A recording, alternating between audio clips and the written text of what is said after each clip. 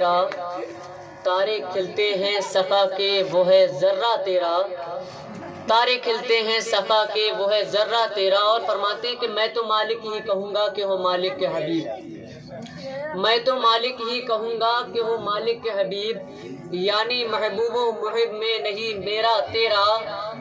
اور شاعر اس کی تضمین کچھ اس طرح سے کرتا ہے کہ دیکھ لیتے تھے کبھی سید عالم کا جمال، مچل کے بولو سبحان اللہ، دیکھ لیتے تھے کبھی سید عالم کا جمال، بھول جاتے تھے ہمیشہ وہ امیہ کا جلال، اور کہتے ہوں گے میرے آقا سے یہ رو رو کے بلال، تیرے قدموں میں پلیں غیر کی ٹھوکر پہ نہ ڈال، اور جھڑکیاں کھائیں کہاں چھوڑ کے صدقہ تیرا۔ اور شاعر اس طرح سے کہتا ہے کہ لے کے تسبیح لگاتے اور ایک سو پھیرے، کتنے منحوس نظر آتے ہیں ان کے چہرے، اور کہہ گئے سچ یہ بریلی کے مجدد میرے، مٹ گئے مٹتے تھے مٹ جائیں گے، آدھا تیرے نہ مٹا ہے نہ مٹے گا کبھی چرچا تیرا۔ سبحان اللہ بے شک سبحان اللہ۔ نہ مٹا ہے نہ مٹے گا کبھی چرچا تیرا، اور تیری سرکار میں لاتا ہے رضا اس کو شفیع، جو میرا غوث ہے اور لاڈلا بیٹا تیرا، ہے علم لا زوال بے مثل خزانہ، نہ ہوگا علم دین تو روئے گا زمانہ۔ حضرات گرامی، ابھی میں نے جس آیت کریمہ کی تلاوت کا شرف حاصل کیا، رب کائنات قرآن پاک کے اندر ارشاد فرماتا ہے کہ اے محبوب آپ فرما دیجئے کیا علم والے اور بے علم برابر ہیں؟ تو جو مذہب اسلام کسی کالے گورے کا فرق نہیں کرتا، کوئی امیر غریب کا فرق نہیں کرتا، بلکہ ایک ہی صف میں کھڑے ہو گئے محمود و ایاز، نہ کوئی بندہ رہا نہ کوئی بندہ نواز، کسی چیز کا فرق نہ کرنے والا وہ دین جس کی کتاب میں فرمایا جائے قُلْ هَلْ يَسْتَوِي الَّذِينَ يَعْلَمُونَ وَالَّذِينَ لَا يَعْلَمُونَ۔ اے محبوب آپ فرمائیے کیا علم والے اور بے علم برابر ہیں؟ تو یہاں پر دیکھیں نبی کریم صلی اللہ علیہ وسلم نے کیا فرمایا، میرے آقا فرماتے ہیں کہ میری فضیلت تم پر، یعنی کہ ایک عالم کی فضیلت عام لوگوں پر اس طرح ہے جیسے میری فضیلت تمہارے ادنا آدمی پر، یعنی آقا کے فضیلت جیسے ایک ادنا آدمی پر ہے اس طرح سے علماء کی فضیلت لوگوں پر ہے۔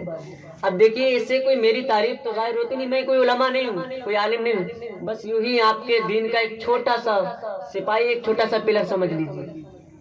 تو کہنے کا مقصد یہ ہے کہ میں جب اس قصبے کے اندر آیا تو یہاں کیا دیکھا گیا کہ زیادہ تر جو پائے گئے لوگ وہ دین سے دور ہٹتے ہوئے پائے گئے۔ کیا ہے کہ ہمارے چھوٹے سے گاؤں، میرے چھولا سے آئے ہم لوگ، چھوٹے سے گاؤں میں تقریباً 2 سال پہلے جب ہم نے جوڑے تھے تو 63 طالب علم تھے۔ کتنے تھے؟ 63، سبحان اللہ۔ اور بھتا کے اندر مجھے حافظ حسن صاحب نے بتایا کہ تقریباً 1 حافظ صاحب ہے۔ تو دیکھیے میرے آقا کا فرمان ہے اطلب العلم من المہدی الی اللحد، یعنی کہ علم دین کو ماں کی گود سے اور قبر تک حاصل کرو، یعنی علم دین ہر حال میں حاصل کرو، چاہے تمہیں اس کے لیے کہیں جانا پڑے۔ میرے آقا نے یہاں تک فرمایا اطلب العلم ولو کان بالصین، یعنی علم دین حاصل کرو چاہے تمہیں چین جانا پڑے۔ یعنی میرے آقا نے بتا دیا یہ کہ میرے غلاموں دیکھو کہاں ہے سعودی عرب اور کہاں ہے چین اس وقت، تو میرے آقا نے فرما دیا آج ہم جس چیز کو اٹھائیں، جس چیز کو بھی دیکھیں اس پہ ایک ہی چیز دیکھتے ہیں، میڈ ان چائنا، ہر کسی پہ ایک ہی چیز لکھی ملے گی، میڈ ان چائنا، یعنی چائنا علم کے میدان میں اتنا آگے نکل گیا۔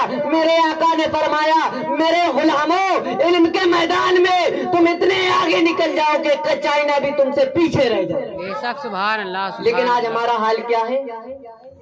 سب سے پہلے اگر کچھ دور ہوتے ہیں تو مسجدوں سے اور مدرسوں سے دور ہوتے ہیں۔ مسلمانوں کل مرنا ہے اور اللہ کو منہ بھی دکھانا ہے۔ دیکھیے ایک باپ تھا، اس کی جو ہے زوجہ محترمہ، اس کی جو بیوی تھی وہ ولادت ہونے والی تھی، بچے تھے، تو وہ مر گیا۔ جب مر گیا تو اس کی قبر میں پہلے تو بہت عذاب ہوا، طرح طرح کے عذاب نازل کیے گئے اس پر۔ کچھ دنوں کے بعد اس کے عذاب میں رہائی کر دی گئی، اس کا عذاب کم کر دیا گیا۔ تو اس نے مالک پروردگار کی بارگاہ میں عرض کیا ہے پروردگار یہ کیا معاملہ ہے کہ اتنے دن سے عذاب پر عذاب نازل ہو رہا تھا، آج مجھ پر عذاب میں جو ہے کم کیوں کر دیا گیا؟ تو میرے رب قدیر نے فرمایا کہ تو جو بیٹا شکم میں چھوڑ کر آیا تھا نا، تو نے کہا تھا کہ جب یہ بیٹا پیدا ہو تو اس کو حافظ قرآن عالم دین بنانا۔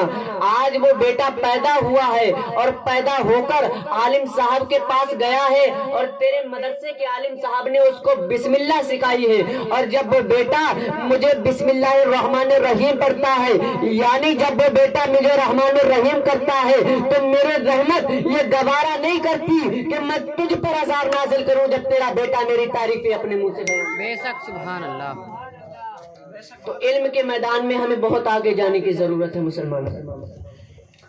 دیکھیے وقت کا بھی تقاضا ہے، ابھی کافی لوگ پڑھنے کو بھی بچے ہیں، تو بس یہی ایک درس دینا تھا کہ سب سے زیادہ ہو سکے تو اپنے بچوں کو پڑھاؤ۔ یہ نہیں کہتا کہ دنیا کا علم مت دو، پڑھاؤ، جتنے اچھے سے اچھے اسکول میں پڑھا ملے پڑھاؤ، لیکن دنیا کے ساتھ ساتھ دین کا بھی علم دو، تاکہ کل کو تمہارا بچہ انجینئر اور پروفیسر بن جائے، کل کو تمہارا بچہ کسی اونچی ڈگری پر پہنچ جائے تو اس سے تمہیں نہ ڈرنا پڑے، اس سے تمہیں نہ ڈرنا پڑے، کیونکہ یہ اسلام کا اصول ہے کہ بچہ جب دیندار ہوتا ہے، آج تم اپنے بچے کو حافظ قرآن بناؤ گے تو کل بچہ تم سے ڈرے گا کہ کہیں میرے ماں باپ ناراض نہ ہو جائیں، اور تم اگر انجینئر بناؤ گے تو تم اس سے ڈرتے رہو گے کہیں میرا انجینئر ناراض نہ ہو جائے۔